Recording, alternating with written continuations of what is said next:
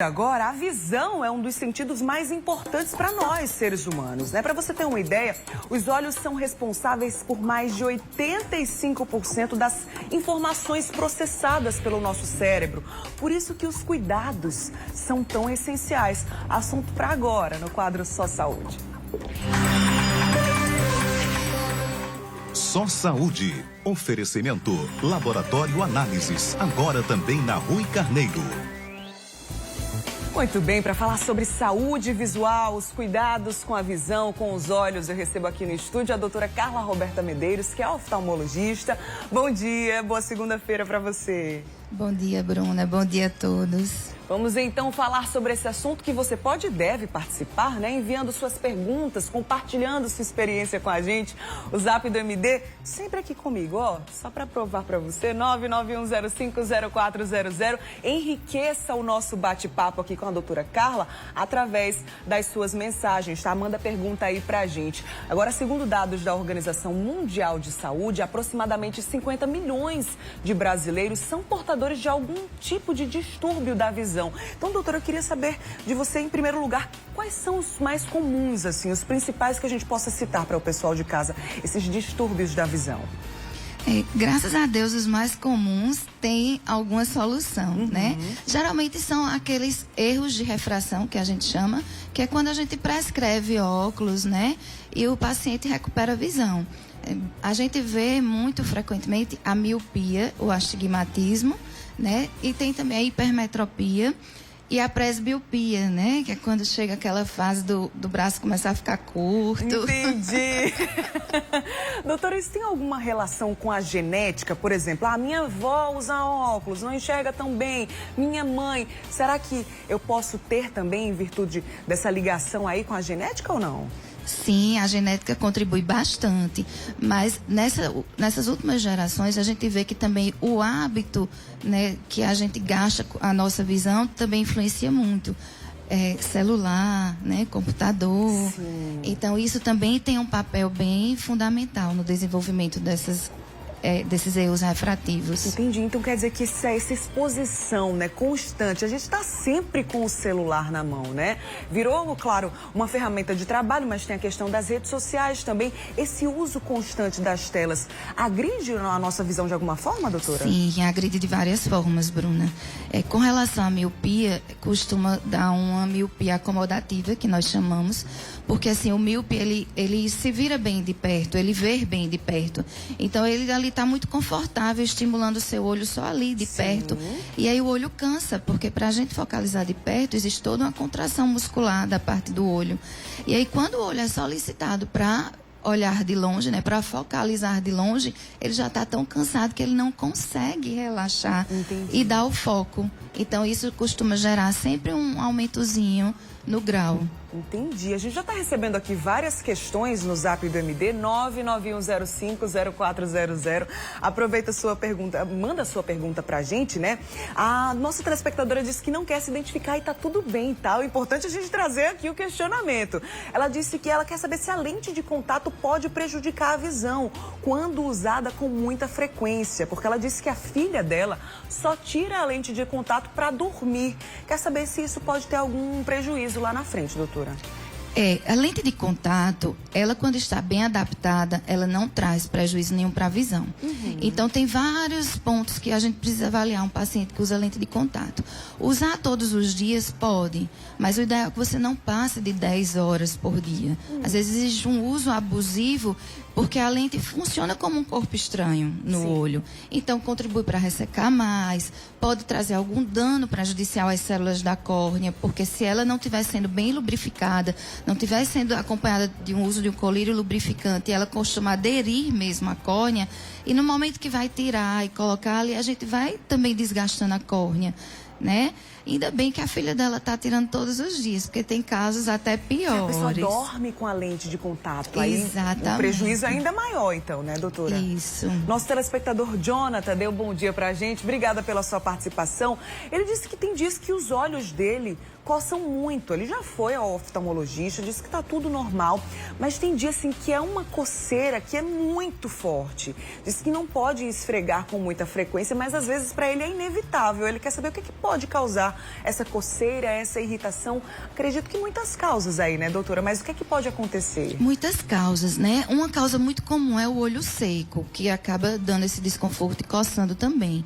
Outra causa interessante de avaliar seria uma conjuntivite alérgica. Geralmente as pessoas que têm rinite, têm sinusite, elas dizem logo, quando eu tenho rinite eu já sei, meus olhos começam logo a coçar. Então, às vezes o ponto inicial é até no olho, essa coceira, né, ocular. Perfeito. Tem mais uma pergunta aqui, muitas questões hoje para a gente começar bem a semana, né? Nossa telespectadora disse que já usa óculos há 5 anos e ela quer saber de quanto em quanto tempo ela precisa refazer esse exame. É de 2 em 2 anos, 3 em 3 anos? O que é que ela faz para não prejudicar essa visão dela então, doutora? O ideal é uma vez ao ano, pelo menos uma vez ao ano, porque a gente tem como pegar, né, alguma alteração inicial e as consequências serem contornadas de forma mais fácil. Entendi. Então, uma vez por ano é o ideal, seja para ela, por exemplo, que já usa óculos, né, há 5 anos, mas para qualquer outra pessoa também, qualquer outro paciente. De um modo geral, sim, Bruna, mas pacientes que já têm um certo diagnóstico, como, por exemplo, glaucoma, Sim. né? Precisa ser avaliado até com a frequência menor, a cada 3 meses, 4 meses. Pacientes que têm já diabetes, hipertensão, também precisam ser acompanhados a cada 6 meses, pelo menos. De acordo com o diagnóstico já existente, a gente vai meio que tateando o melhor período de retorno daquele paciente. Perfeito. Deixa eu aproveitar aqui a questão dessa nossa telespectadora para a gente relembrar, né, aquele caso do apresentador Thiago Leifert, que veio a público aí, junto com a esposa, falar sobre o câncer da filha dele, a filhinha Lua. Tem poucos anos de idade, aí, se eu não me engano, 2 anos de idade, está acometida de um câncer nos olhos. E aí ele trouxe esse alerta, né, falando sobre a importância de observar a criança, de levar ao oftalmologista. E aí, doutora, eu já queria saber, né, quando levar as crianças também ao médico, ao oftalmologista? Precisa aparecer algum sinal, como o caso aí da filha do Thiago Leifert? Como é que pode observar os sinais e saber, poxa, é a hora de levar meu filho, minha filha para o médico?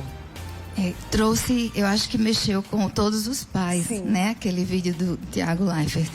E é importante realmente, porque é uma doença muitas vezes congênita, né? Esse câncer, o bebê nasce já com ele.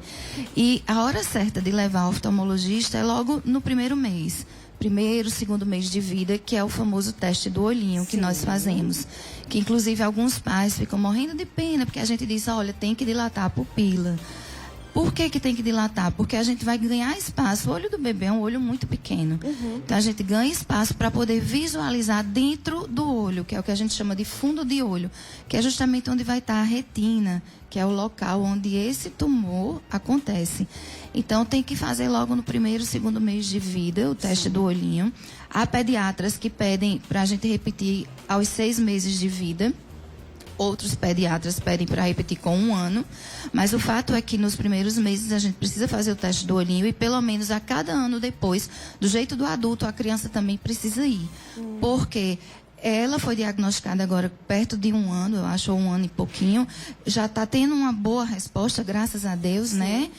Porque nossa visão, ela se desenvolve até os 6, 7 anos de idade. Então, tudo que a gente conseguir resolver antes disso, a gente consegue evitar uma cegueira. Sim, com certeza. Então fica aí o alerta, né? Acende esse sinal aí, que parece estar muito longe da nossa realidade, né? Até porque é um apresentador de TV, conhecido nacionalmente. Mas é bom trazer esse alerta, né, doutora? Até para os pais responsáveis ficarem de olho e também não negligenciarem esse cuidado que é super importante, né? Sim. Perfeito, então. Quais são os sinais de que a visão não vai tão bem, doutora? Para a gente deixar esse alerta aí para o pessoal de casa também. A gente está recebendo aqui muitas questões pessoais, né? As pessoas dizendo, eu uso óculos há tantos anos, eu tenho ressecamento na visão. A questão da coceira, como a gente já trouxe aí também. Questão de catarata. A nossa telespectadora perguntou se a catarata sempre vai acontecer na meia-idade, por exemplo. A Ivonete, se eu não me engano. E aí, doutora, quais são esses sinais para a gente também deixar o alerta para o pessoal? Bom, são muitos sinais, né? O olho é para ser um órgão confortável. Olho vermelho não é normal, olho coçando não é normal, olho inchado não é normal. Sinal no olho é normal?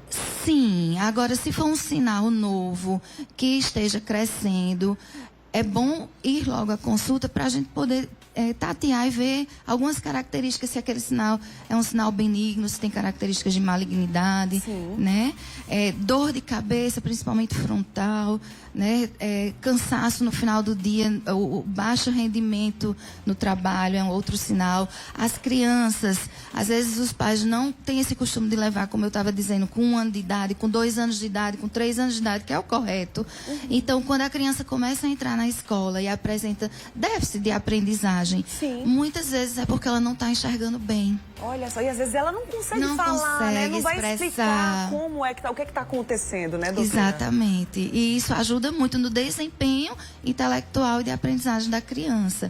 Da mesma forma, nós, que quando estamos trabalhando, muita gente trabalhando home office, eu atendo demais quem está home office, que antes não era, e diz que está tendo mais dificuldade, está mais cansado, não rende tanto, porque começa a forçar mais tempo diante do computador e acaba gerando um astigmatismo, uma miopia, e isso faz com que você fique realmente mais cansado e seu ritmo de desempenho diminua. Entendi. Então, independente aí do sinal, você que mandou mensagem pra gente, questão de carnosidade, o pessoal falou aqui, cansaço na visão, ressecamento, independente de qual seja, buscar ajuda, né, doutora? Acho que é o principal caminho aí.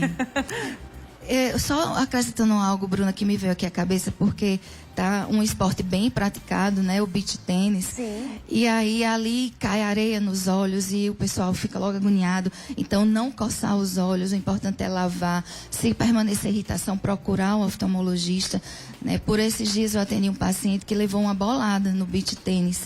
E aí, passado 10 dias, ele começou a ver uns flashes. Nossa!